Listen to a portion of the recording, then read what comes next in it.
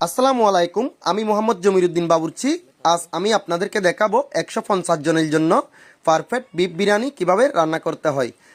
এই রান্নায় কি কি মশলা লাগে এবং বর্তমান বাজার দরে সব মিলিয়ে কত টাকা খরচ হবে তার বিস্তারিত থাকছে আজকের ভিডিওতে, তাই ভিডিওটি না টেনে শেষ পর্যন্ত দেখতে থাকুন। প্রথমে আমরা একটা পাতিলের মধ্যে 20 কেজি মাংস ভালো করে দিয়ে দিয়েছি। এরপর দিয়ে দিচ্ছি 800 গ্রাম লবণ, দিয়ে দিচ্ছি 400 গ্রাম আদা বাটা, 400 গ্রাম রসুন বাটা, এরপর দিয়ে দিচ্ছি 200 গ্রাম বাদাম বাটা, 150 গ্রাম চিকন জিরা বাটা, একটা নারকেল বাটা, টমেটো দিয়েছি 500 গ্রাম মতো, তেজপাতা দিয়েছি 10-12টা, একটু টক ভাব আনার জন্য টমেটো দেওয়ার কারণ হচ্ছে এটা।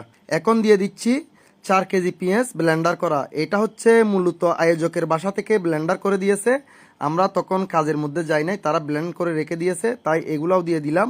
আপনারা যারা আমাকে অনুসরণ করে এই বিরিয়ানিটা বানাবেন, যেহেতু আয়োজকের বাসায় পেঁয়াজ ব্লেন্ডার করে ফেলেছে তাই আমরা পেঁয়াজ বেরেস্তা করতে পারি নাই, আপনারা পেঁয়াজ বেরেস্তা করে নিতে পারেন 3-4 কেজি। কতটুক মাংস কষানোর সময় দেবেন আর কতটুক বিরিয়ানি ভাঙার সময় দেবেন। এরপরেও আপনারা চাইলে টমেটোটা এড়িয়ে যেতে পারেন, টমেটো হচ্ছে এমনিতে দিয়েছি, এটা কোনো বিষয় না। আর দিয়ে দিচ্ছি এখন 1 কেজি পরিমাণ টক দই। টক দই কিন্তু ভালোটা দেওয়ার জন্য চেষ্টা করবেন। 100 গ্রাম ধনিয়ার গুঁড়া, 300 গ্রাম কাঁচামরিচ, 500 গ্রাম টকালু বকরা 100 গ্রাম দিয়ে দিচ্ছি এখন, আর 400 গ্রাম দেব দম ভাঙার সময়, 250 গ্রাম লাল মরিচের গুঁড়া। গরম মশলাগুলা হচ্ছে আয়োজকের দেওয়া, লবঙ্গ 30 গ্রাম, এলাচ 30 গ্রাম, দারুচিনি 30 গ্রাম, এভাবে করে দিয়েছি। আমার গরম মশলায় কি কি থাকছে দেওয়ার সময় বলে দেব। এখন দিয়ে দিচ্ছি 3 কেজি পরিমাণ সয়াবিন তেল। যতক্ষণ না পর্যন্ত 80% মাংস হয়ে যাবে ততক্ষণ কষাতে থাকবো, যতক্ষণ না পর্যন্ত তেল ছেড়ে দেয় ততক্ষণ কষিয়ে নেব। আমরা 4 কেজি পরিমাণ পানি দিয়ে দিয়েছি 20 কেজি মাংসর সাথে। মাংস কষানো 50% মতো হয়ে গেছে, আরো 30% কষিয়ে নেব। ঘি দিয়ে দিচ্ছি 2 কেজি পরিমাণ।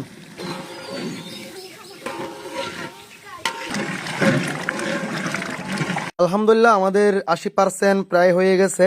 এখন আমরা পানি দিয়ে দেব। মাংস কষানোর পরে কিন্তু কিছুটা অবশিষ্ট পানি থেকে গেছে, হয়তো 3 কেজি হবে, হয়তো 4 কেজি মতো হবে। আমার এই মগটা দিয়ে আমি 16 মগ পানি দিয়ে দিচ্ছি, ফুটন্ত গরম পানি।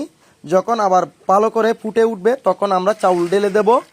এরপরেও যদি দমে দেওয়ার সময় কিছু পরিমাণ পানি লাগে আমরা দেখে একটু দিতে হলে দিব, না দিতে হলে কোনো সমস্যা নেই, দেব না, তারপর দমে দিয়ে দেব। এই মগটা হচ্ছে যে 2 কেজি পরিমাণ। আলু ফ্রাই করে দিতে পারলে ভালো হয়, আমরা দিয়ে দিচ্ছি কাঁচা, কারণ হচ্ছে আমরা পেঁয়াজ বেরেস্তা করতে পারি না। পেঁয়াজ বেরেস্তা করতে পারলে কিন্তু আলুটাও ফ্রাই করে নিতে পারতাম, আমাদের সময়ও ছিল না, তাই আপনারা চাইলে সময় নিয়ে ফ্রাই করে দিতে পারেন। এইখানে আলু হচ্ছে 4 কেজি পরিমাণ। 20 কেজি কাটারি বুক চাউল ভালো করে ধুয়ে দিয়ে দিচ্ছি।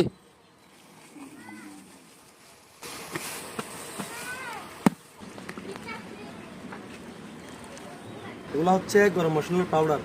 এখানে জায়ফল, জত্রিক, লবঙ্গ, এলাচ, দারুচিনি, কাবাব চিনি, শাহি জিরা, বিরিয়ানির সিক্রেট। যখন ভালোভাবে সিদ্ধ হয়ে উঠবে তখন আস্তে আস্তে নাড়াচাড়া করব। অতিরিক্ত ঘন ঘন নাড়াচাড়া করলে কিন্তু ভাত ভেঙে যাবে। একটু পর পর নাড়াচাড়া করে ভালো করে পানিগুলা শুকিয়ে নেব। যখন পানি শুকিয়ে যাবে তখন আমরা দমে দিয়ে দেব। 70 হতে 80% হয়ে গেছে, এখন 20 থেকে 30% হবে দমের মধ্যে, দমে দিয়ে দেব। এভাবে একটু ভালো করে নাড়াচাড়া করতেছি, কারণ হচ্ছে এখানে যেন কোনো মাংস বা পানি এক সাইডে চলে না যায়, যেন সব কিছু মিশে থাকে। তাই এইবার কিন্তু 20 হতে 30 মিনিট অপেক্ষা করব। 20 হতে 30 মিনিট পরে কিন্তু আমরা দম থেকে ভাঙবো।